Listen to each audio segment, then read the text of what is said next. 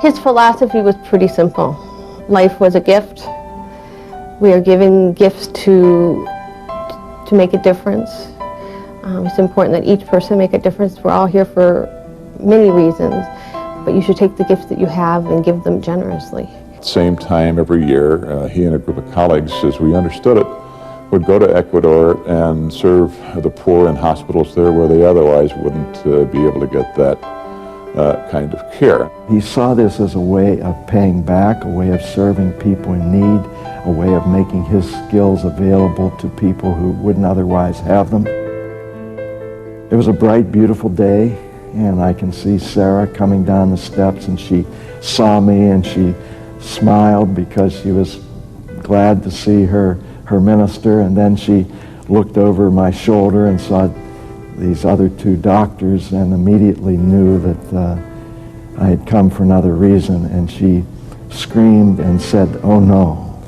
And I said to her, "There's no easy way to do this, so I'm just going to tell you that David has died in Ecuador." I remember holding onto the stairwell and just screaming.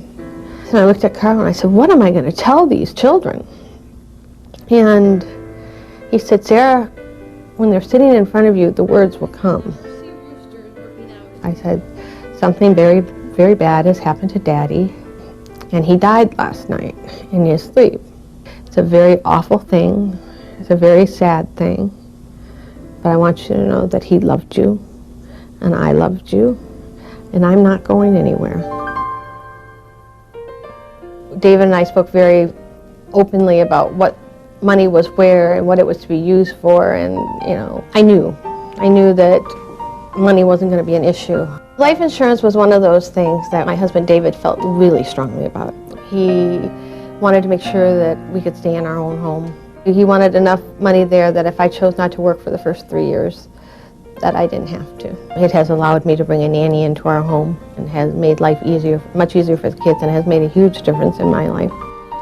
There was a great comfort knowing that we had done this, and the best gift any person can leave for their family is to take these steps, and they're not always easy steps to take, to sit down and decide what you're worth and what it's going to take for your family to survive without you. Dave had always taken care of us, and he continues to do that. 2, 3.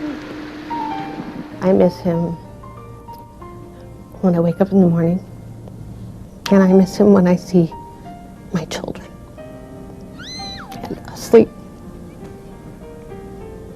Every night I go in there and I think, wow, boy am I lucky. Look what he's missing.